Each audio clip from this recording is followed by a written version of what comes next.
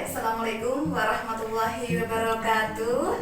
Bapak Ibu guru yang sedang mengajar dan bekerja dari rumah, serta anak-anak semuanya yang saat ini sedang belajar dari rumah, semoga semuanya dalam kondisi sehat dan selalu semangat.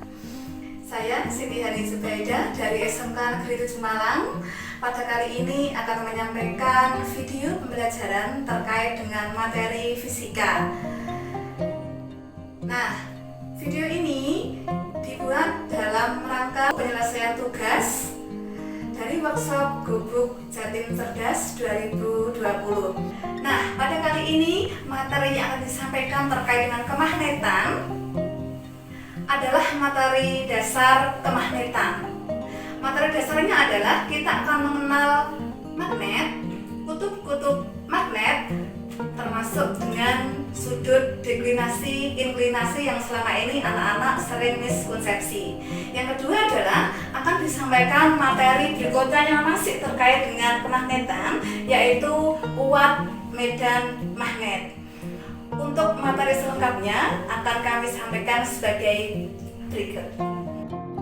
Oke, anak-anak yang sedang belajar di rumah, dalam materi kemagnetan ini kita akan belajar dari dasar. Magnet itu apa sebenarnya? Mungkin di rumah ada yang tahu apa itu magnet? Nah, magnet contohnya adalah seperti ini. Magnet adalah dikenal pada saat dulu adalah sebuah bebatuan yang bisa menarik benda lain atau logam lain seperti besi, baja, dan lainnya, yang sekarang kita sebut ferromagnetik, diamagnetik, ataupun paramagnetik. Nah, seperti ini. Magnet dapat menarik benda atau berupa logam lain. Nah, dia dapat menarik seperti ini. Dan dia memiliki medan magnet. Apa arti medan magnet? Adalah daerah di sekitar magnet yang masih dipengaruhi oleh magnet tersebut, sehingga apabila ada benda berada di sekitarnya, di daerah tersebut, di medan magnet tersebut, masih akan dipengaruhi oleh magnet tersebut. Sehingga magnet adalah benda yang dapat menarik logam, ferromagnetik, diamagnetik, dan paramagnetik, dan menimbulkan medan magnet di mana logam yang berada dalam medan tersebut akan tertarik ke magnet tersebut. Berikutnya kita akan belajar terkait dengan magnet, yaitu kompas dan magnet bumi. Oke anak-anak, dalam kehidupan sehari-hari kita seringkali menggunakan alat yang mengaplikasikan magnet, yaitu kompas. Kompas biasa digunakan agar kita mengetahui di manakah letak utara dan di manakah letak selatan, barat, ataupun timur. Nah, biasanya kutub utara kompas itu akan berada di sekitar kutub utara bumi.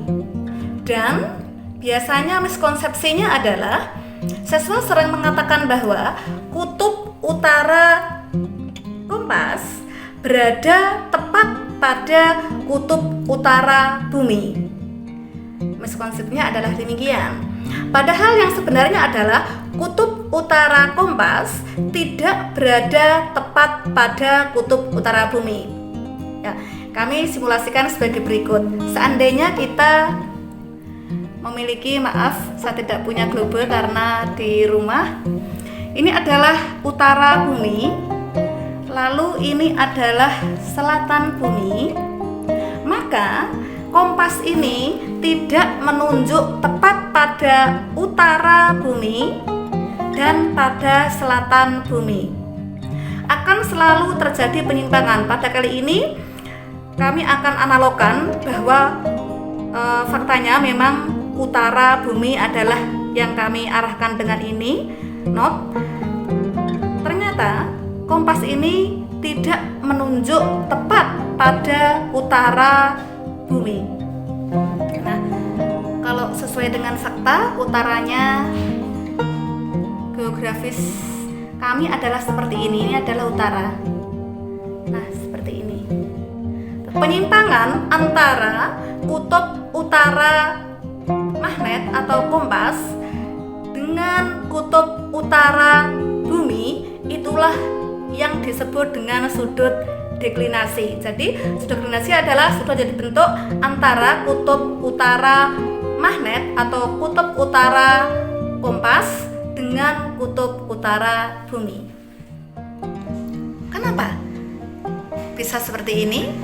Ternyata bumi itu juga merupakan magnet. Jadi bumi kita ini juga magnet. Ketika kutub utara mengarah pada utara bumi, jadi ketika kutub utara magnet mengarah pada kutub utara bumi, artinya pada kutub utara bumi terdapat kutub selatan magnet bumi.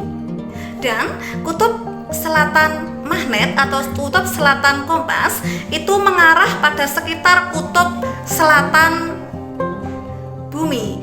Artinya ini ada kutub utara magnet bumi, sehingga pada kutub utara bumi terdapat kutub selatan magnet bumi, dan pada kutub selatan bumi terdapat kutub utara magnet bumi. Inilah alasan kenapa magnet kutub utaranya mengarah ke sekitar kutub utara bumi dan kutub selatannya mengarah ke sekitar kutub selatan bumi.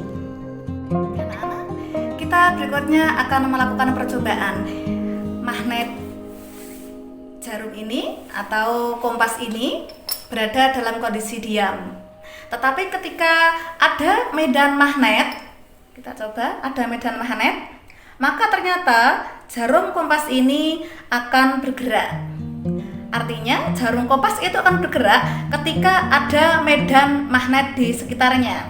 Dan kali ini medan magnet ditimbulkan oleh magnet batang ini. Apakah medan magnet hanya ditimbulkan oleh magnet saja? Kita akan lakukan uji coba berikutnya. Anak-anak, kita tadi percobaan bahwa ternyata magnet atau jarum kompas ini bergerak ketika ada medan magnet yang ditimbulkan oleh magnet batang tadi. Sekarang apabila kita dekatkan, nah ini ada baterai, kemudian ini ada kabel sehingga di sini ada arus. Kita dekatkan arus listrik ini ke magnet. Nah, ternyata magnet ini juga bergerak.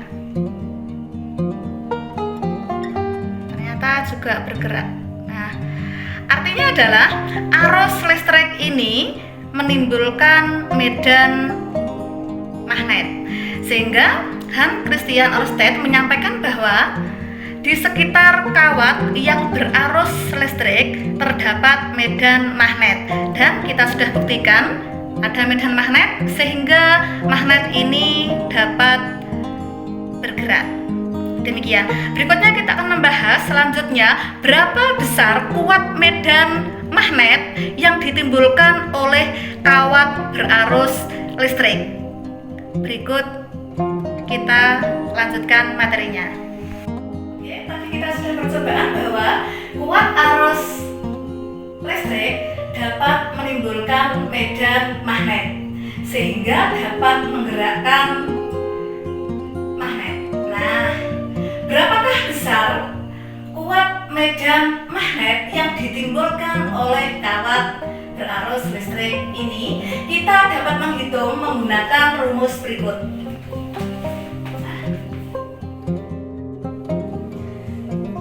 Adalah contoh untuk mencari besar kuat medan magnet.